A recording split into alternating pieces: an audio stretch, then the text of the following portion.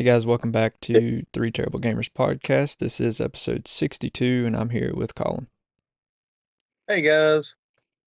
Feeling a little rough today, just sore throat and sinus infection and stuff. So if it sounds different, that's probably why. But we'll go ahead and start into last week's topics. Fortnite Chapter 1 map is making a comeback. Yeah, it made a comeback at time of recording yesterday on November 3rd. I didn't really see anything for how long it was going to last. I don't know if it's like one of those uh, LTMs for the limited time modes or if it's fair for stay and just have like a special setup just for that map itself. I think in mine it has like an explanation for it. Um, so basically it says it's gonna be like a weekly thing. Like every week we'll have a new map from the past. Okay. Yeah, I didn't show up on mine for that, so I'm guessing they're going to go from like, because obviously the map changed a little bit per season, not necessarily even well, per, there's Sometimes per season, sometimes they change it a little bit. Yeah, I was gonna say per season, but the seasons are inside of chapters. And Right. what there's usually about seasons or whatever on Fortnite area for 10. Um, yeah. It's usually they have a chapter run a couple years or so. Okay, so And in then that case, it makes sense, but still per week, that's that's still if pretty they're going often. to do per chapter. Yeah, that's going to be pretty often. And of course, like I said, I mean, I guess that does technically make it a limited time mode situation. Yeah. And I mean, we've talked about before that we would hope that they would bring the original map back because that was the best one in my opinion and what we all started on, obviously. And Rylan, he's been playing it and he's been enjoying it, he said. So I might try it after we get off here or something, just to play around with. But yeah, so it says Yeah, Epic Games has officially announced that the original Fortnite Season 1 map will be making a return on November 3rd, 2023, which, like Colin said, time of recording was yesterday. The announcement was made on the official Fortnite Twitter account, which reads Sprint or Mantle, your choice, back to Chapter 1. See you soon, 11/3/23. According to the previous rumors, the return of the original map is a part of a time corruption which will see a new season map each week, it's claimed.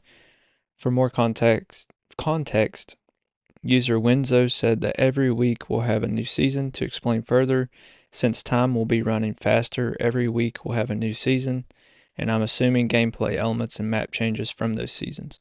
So you'll probably get like the guns from those seasons and everything that happened actually during those seasons. yeah. So get the good old scar back. Yeah, hopefully. You would think so. You would think they just wouldn't bring back the map and keep the modern guns on there. Right. Yeah, you wouldn't think, but it is epic. So we'll see. It seems like they haven't made the best decisions with Fortnite for the, I don't know, past couple of years, it seems. For me anyway. Some people might enjoy it, but I haven't really. Since Chapter 2, Season 6, I think. The Primal season was the last best one, I think. Yeah. Well, we'll just have to wait and see. Like I said, I'm going to try it after this, so I'll find out for myself, I guess. If you guys are listening live, come join us. Yeah. Because I'll even hop. Okay. Yeah, we'll get Colin playing too. Maybe see Cole and Summer and get the whole squad back together. All right, moving on. Mario Wonder is the fastest selling game in Europe. Yeah, for the 3 day period, which is usually what we count for the whole worldwide sales or whatever. So for the Europe side of it, it smashed the records. It was 25 million copies sold in the first 3 days, Yeah, it's pretty good. which is insane because yeah, outside of America and Japan, usually the like Nintendo fades, which of course I know it's creeping up on best sold console of all time slowly. Yeah, But still, just to see that it got pretty much shattered in Europe is amazing to me. Because, like I said, usually you expect a bunch of sales out of the United States and Japan, Yeah, but for Europe to be on that list of most sold sort of thing, which I guess technically that is a double-edged sword in itself. Because obviously, if they don't typically get that many games, and I mean, I know they get every game that we get, but typically they don't buy as much as what we do. right. So I guess technically that makes sense in a way, but they would have a better chance of buying a game up quicker in reality compared to what we would have to do over here or in Japan. Yeah, because they're not as big of a gaming, country or, continent, I guess, as we are over here, technically, I guess. Yeah. But yeah, it's pretty impressive. But yeah, it says in its first 3 days on sale, Super Mario Bros. Wonder has become the fastest selling Super Mario game ever in Europe. And then they said a huge thanks to everyone who helped make this a wonderful launch. So yeah, that's pretty good. I never thought that a 2D Mario game would do that. I mean, I knew it would sell good, but I didn't know it'd sell that good. I mean, I know it makes sense to sell better than Odyssey because Odyssey came out in 2018 when the Switch was less than a year old. And so, or maybe a little over a year old. I don't remember exactly when in 2018 it launched. It might have been after March. But anyway, it was around a year old when that game came out. So there's definitely a lot more Switches out there. So I understand that it is going to sell more than Odyssey, but still, it being a 2D Mario game, I didn't think it'd be this big of a difference.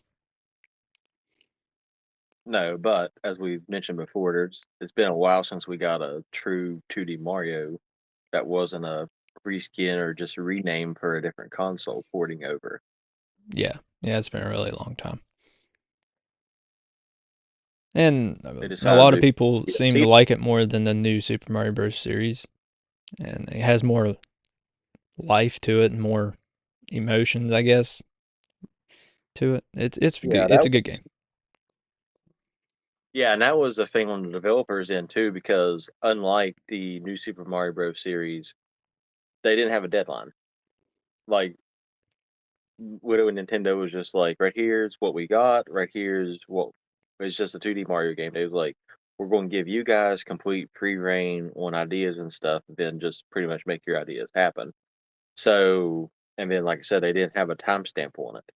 So finally, over the years, they was able to perfect it down to what they all liked and combined together. So they pretty much, I'm going to call this the Link's Awakening of the Mario series for right now, because that's what Link's Awakening was too. It was, More like a which of course I side think project. yeah, it was like a pretty much a side project. It turned into a bigger deal because, like I said, the research that I'd done showed that it didn't have no time limits, no nothing. It was just whenever you guys get done with it, you get done with it, and then you'll work out all the bugs and stuff after that. Yeah. Granted, I think that it was done in 2020, but they done the same thing with what they done with Tears of the Kingdom, and they just went through and they started piecing everything together, story wise and everything else, and been testing out all the bugs before they finally released it 3 years later. Right. Well, and I think even it's been out what 2, 3 weeks at this point, and there still Yeah, hasn't been another update for it. It's still in 1.0. There's not been another update for it since its release. That's how bug free it was when it released. Because usually a game releases and you get an update that day or the day after that to fix some bugs, but there still hasn't been an update to fix anything in it yet. yeah, and that's saying something because I mean, shoot, even speedrunners at this point still haven't figured out a way to truly break the game either, which is usually the community that winds up breaking it more than anybody else. Right. And I mean, that's just saying how good the development team did on this game, perfecting it and making sure everything is right and there's no glitches or anything. That's a good job for them. Yeah, like I bet yet again, if you have that much time to work on it, you would expect something like that too. Because Tears of the Kingdom had a deadline per se. Yeah, it They did. had, you know, had to start rolling out with, like I said, this Mario Wonder. They didn't have nothing like that. It was just when you guys are done with it, you're done with it, and we'll piece it together when you're done. And Tears of the Kingdom too, even though it did have a deadline, they still spent a year getting bugs and things out. And when it released, it didn't have any game breaking bugs or anything. Yeah, it had duplication glitches, but that's not game breaking. That actually helps players. I mean, I still haven't updated mine, so I still have that. So Yeah. yeah, so good job for Mario Wonder team. All right, Ark Survival Ascend reviews. Yeah, I didn't even know they was making another art game in the first place, but yeah, they did. It got a 6 out of 10 on 6 out of 10 on Steam. Uh, Arc Evolved only got a 70 on Meta. Wait, hold on. I didn't even look up to see it for Metacritic. I don't even think they had a Metacritic score up It, whenever it's I done still it. it's still saying to be determined. Okay, that could be why then. But so 6 out of 10 on Steam. I'm not saying Metacritic's going to be much different than Steam because usually they're relatively close. Yeah, I mean, they're within 10 usually, so I could imagine it being, within 20, go one way or the other for Ascend from what your Steam is. So it could be a 50 to 70 yeah, on Metacritic, yeah. I see it which, being more like I of a said, Arc 70. Yeah, because Arc Evolved got a 70, Yeah, which I'm gonna assume is probably gonna wind up being a 66 or 67. But on pretty much every other rating site that's not Metacritic and Steam had about a 7.7 on most other sites. So it's every site thinks it's good, but like I said, the two main ones, they're one's still to be determined. So it's either that bad or that just no one's decided to go in there and clock in on it yet. right. Yeah, and Ark Time will tell. Ark's just that type of game. I mean, it doesn't mean it's a bad game if it gets a 60 or a 70. It's just not that type of game that it's just going to blow everybody away and you know, it's not going to get an 80 or a 90 on Metacritic or anything. It's not that type of game. But it is a fun game. The first one was anyway. I liked it.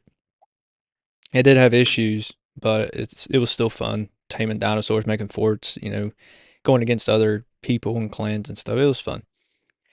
But Yeah, I never played it. you never played it? It's good. It's on Game Pass. I played it. I played it for probably 15 minutes at Robert's house. I couldn't get into it. It takes a minute. And it's a time consuming game, like building your fort and make sure nobody can get in, make sure no dinosaurs can destroy it or anything. It takes a long time. It takes several hours. But Because to me, it seems like an advanced version of Turok. pretty much. And I think that's why I liked it so much because I loved Turok Evolution on the GameCube back in the day. We played it a lot. But Yeah, that was one in raid. Definitely allowed to play. yeah, it was fun. But yeah, so mine's just Steam based because I seen there's a lot of issues with it, so I was just gonna give everybody a heads up. So it says Ark Survival Ascended is facing a surge of negative reviews on Steam due to numerous issues, including crashes and game instability. Players are experiencing server issues and performance related problems such as severe lag and poor frame rates, even on the lowest graphic settings. While the game has received criticism, some positive reviews acknowledge that it represents an improvement and anticipation remains high for future updates to address these issues. So, anybody playing it on Steam on PC may have some issues until they update it, which I mean it's a common thing with new games that are released nowadays. So, it took them. I mean, the Switch version was really graphically bad for a long time, and when I first played it, it was really bad. I mean, it was still fun, but the graphics sucked. I think it was about a year ago or so. They came out and just completely redid the Switch version, so it looks really good now. But so it's just showing that they do care about their games, and no matter how old it is, they will keep supporting it. So I don't think it'll be the same with this game, obviously, because it's new. They'll keep putting patches and stuff out there, and eventually it'll run good and play good. Just take some time. Yeah, or it'll get a Game Pass like the other one and get it way with everybody that way. Yeah. All right. Moving on to this week's topics. Mario Kart 8 OLED Black Friday bundle. Uh, Yeah, Nintendo Switch OLED console with neon blue and neon red controllers, which to me that's not really much different than the original Switch controller when it came out Joy-Con wise. Uh, it comes with a download code for Mario Kart 8 Deluxe, which is about ready to get its last bit of packs before a Hmm. new game would even, because it's what pack number 6 is what it's getting Yeah, coming out with. booster pack number 6, and the last one. And it's get which of course you're not getting the booster packs with the game. It's just a base game. Right. Whatever comes on the deluxe version, because I don't know what's different between Mario Kart 8 and Mario Kart Deluxe. I haven't been porting over, but that Um, seems like a common. the difference is Mario Kart 8 Deluxe, when there was DLC released with the Wii U, Deluxe came with the DLC already part of the game. So you got like probably one or two packs on Well, you didn't get any the deluxe. extra courses, you just got extra characters and stuff like that. Like Link and Animal Crossing and crossovers like that. Gotcha. So characters, not maps. Right. All right, and you get a free month individual subscription to the Nintendo Switch Online service. Uh, and the retail prices for this is going to be what it costs for the OLED, which, if you're in Europe, that's going to be £349. In France, it'll be 310.49 euros, and for us and the UK specifically, it's going to be uh 349. Oh, no, my bad, my bad. It's going to be 349.99 for United States, so 350, and then it's going to be 310 for Europe, so it's going to be £310 there.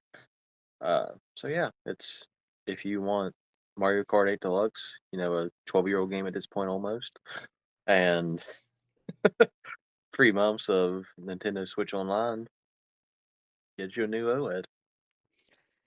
I mean, this game doesn't die because it's on the top, at least the top 10 every single week, every week. It just keeps selling and selling and selling. So that's why every Still single a $60 year, huh? and it's still a $60 game. Yeah. I mean, if it's selling, then why not keep it there, I guess. But it's their view on it. But I mean, every single year, Black Friday, they have a Mario Kart 8 bundle with a Switch. But this is the first time that they've bundled it with a Switch OLED. Usually it's just the V2 red box Switch that they bundle it with. But they are doing so. If you are listening and you want this, make sure you pay attention to what you're buying because they are doing a bundle with a V2 Redbox Switch. And if you want the OLED, make sure you realize it's the OLED because they are both the red and blue Joy-Con colors. So it's going to be very confusing. So you better pay attention to what you're buying. Just a heads up. It's kind of hard to miss the OLED vote because it's usually in all caps. Right. Yeah. But if you're just glancing at the box, just make sure you read the box. But the price is a little bit different too. Yeah. Yeah. The price is about $50 difference. Okay.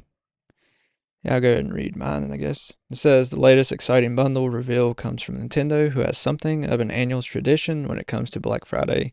Although significant discounts on Nintendo consoles have been hard to find over the years, one of the most common games to appear in these bundles is Mario Kart 8 Deluxe, and that's precisely what you'll be getting in the latest console bundle.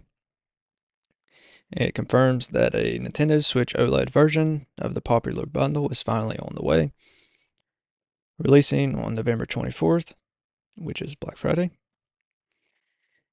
And it also comes with a white Nintendo Switch OLED model as well, not just the red and blue. But I believe the red box Switch is just the red and blue. It's not the gray Joy Cons, as far as I've seen online. Yeah. I still love how they call them neon because they're not really even neon colors. No, they're not. I mean, they're a little bright, but they're not neon. Yeah. Oh, yeah. Let's see how much time we have. We still have plenty of time. All right. Xbox is blocking controllers. Yeah, this topic almost got me in trouble because I'm glad I do like more than one source whenever I do research these things. Because if I would just stuck with the first source, it was a fake source, and so it was definitely more comedic than what's actually happening with it. But in general, the third-party Xbox controllers, if you manage to get one of those, so I guess Nintendo's version of like AAA controllers type of situation, or Power A, whatever those type of controllers are actually named. But if it's not a first-party Xbox controller, it's no longer going to work. So if you had a third-party controller, you probably already know this. If you listen to us, this is probably going to be old news. But if not, and you decide that this holiday season's coming up, and you decide that you're going to buy someone an Xbox controller that you like, and it's going to be a third party, make sure it says Xbox on it because it's not going to work for Yeah, right. them. Yeah, unless it's a third party controller licensed by Microsoft, it's not going to work anymore. Like the Hyperkin Xbox 360 controller, it's licensed by Microsoft, so it will work with your Series X and S still. But yeah, so Microsoft is seemingly going to block unauthorized third party accessories and controllers from working on the Xbox Series X and S starting November 12th, which I think some has already started. So, but I guess it's going to be like worldwide November 12th. But however, Microsoft is reportedly planning on expanding its approved third-party program for controllers. First spotted by Windows Central, an Xbox owner in the UK got an error message when plugging in their third-party controller. The message read, "A connected accessory is not authorized. Using unauthorized accessories compromises your gaming experience. For this reason, the unauthorized accessory will be blocked from use on November 12th, 2023. These new blocks on unauthorized controllers might be due to Microsoft being wary of allowing accessories that would let people cheat. So what I think it is so controllers like using macros and stuff like that won't be supported anymore. Because I know a lot of people use those on 2K to get their green release every single time and other games as well. So I think game like controllers like that will no longer be supported unless they're authorized by Microsoft or licensed by Microsoft themselves. Which they're not going to allow macros controllers on the thing if that's what they're trying to control in the first place. Right. But yeah, so I think it's a good thing because I know we was tired of people using macros and stuff on Xbox when we was playing 2K, and it's just, I mean, it was rigged basically. So, we still won a lot even with that, but still, because you play good enough defense, it's hit or miss with a green if you'd allow it to green or not, even with a macro. But I mean, if it's wide open, it's money every time. But yeah, so this is good for Microsoft, and I would say that Nintendo and Sony may follow suit with this. But I mean, it's hard to tell because I know there's a lot of Switch controllers out there with macros more than Xbox. Yeah. But I want to say this for the fake article. If you guys want to go look at it yourself, because I'm not even going to waste the time of giving you guys fake news on here. It's Hardwire is the name of the website, hardwire.net or whatever. And it's called Little Brothers Gaming. So if you want to go on there and read it, it's very comedic, but it drops a few F bombs and everything. So hence why I'm not going to really cover it on here. Is that what gave it away that it was fake? Yeah, it was a Phil. It was a Phil Spencer quote. Oh, yeah. Yeah, I could see that would give it away. Yeah, because like I said, I was reading out through there. I was like, oh, okay, this makes sense. But I'm just like, no, this is not real. It can't be real. Yeah, And there's no then way he all said the other, that in a quote. yeah, especially Yeah, talking to people about the situation. yeah, So I'm just like, yeah, this one's fake. I was like, it'd be pretty funny if I went on there and said it this way. But I'm just like, I'm glad I look at like multiple sources instead of just one source each time to gather my information and just yeah. paraphrase everything. All right, moving on. So we've talked a lot about layoffs in the gaming industry lately, and here's another one. Layoffs hit Bungie. Yeah, and Bungie blames the fan base out of all people to blame for their own layoffs, and they blame it on people for not for giving up on Destiny 2 so early. So they decided to lay off 100 people. So shame on you guys for giving up on Destiny 2 so soon. Not, Well, it's not the company's fault that, they had to lay off people. It's the consumer base it's because our they fault. didn't play Destiny.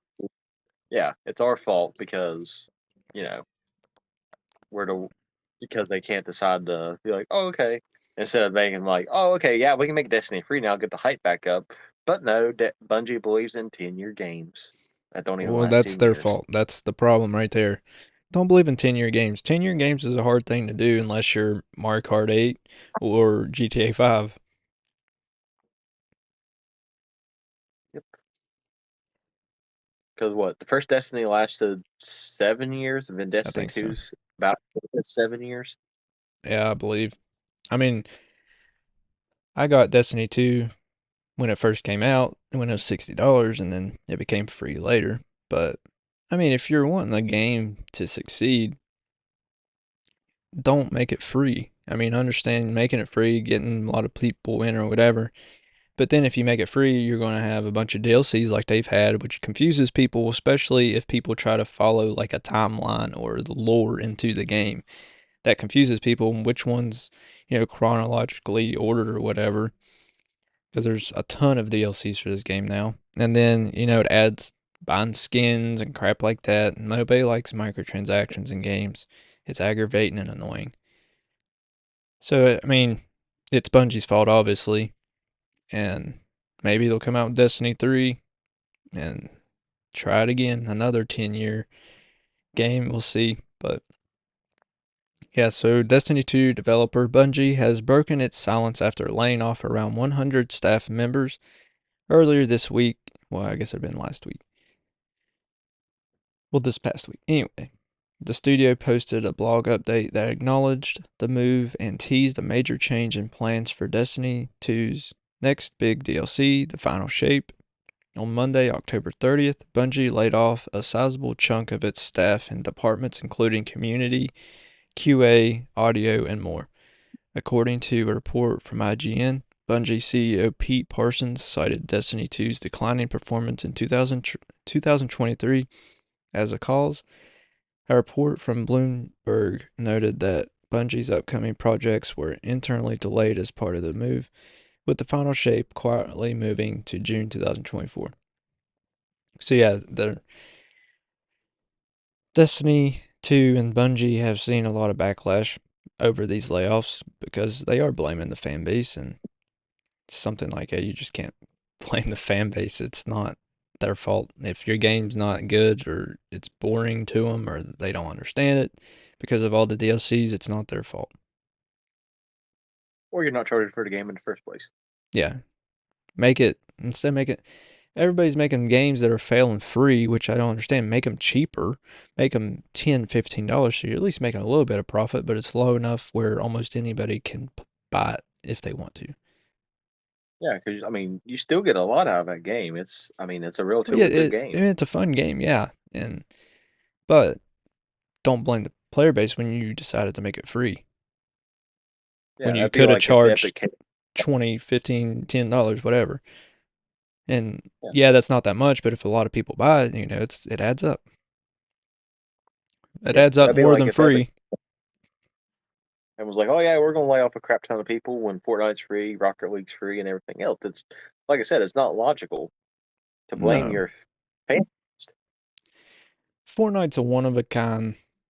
It's the only one that's been successful for this long. It was the first and the only successful because you think Warzone, it's kind of successful, but they're also on the second one. They're on Warzone 2.0. Warzone 1 has been shut down.